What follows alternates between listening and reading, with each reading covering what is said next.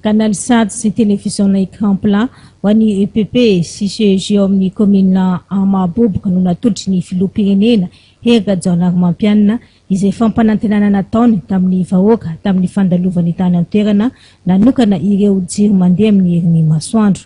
Ka ny taleparitry ny postra malagasy teto Toliara no nanatitra sy nanolotra izany tany an-toerana. Zava-dehibe ho an'ny fitondram-panjakana ny fanatanterahana ny teny nomena. Tonga eto ny tenanay iraky ny ministra ny posta sy fifandraisan-davitra ary ny atao Rakajo Mirindra. Anatanteraka ny fampanantenana nataony Andriamatoa Filohan'ny Repoblika Hergajaona Magnomampianina tamin'ny fandalovany teto Mahaboboka tamin'ny 15 ny volana Desambra lasa teo.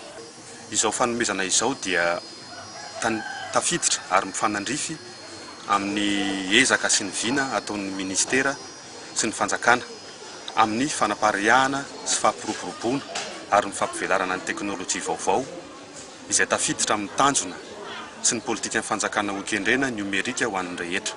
Velom-pisaorana ireo talentsaikoly, ny mpampianatra, ny mpianatra ary ny ray aman-dreny fa zava-dehibe ny fahazahoan'izy ireo ireto fitaovana ireto.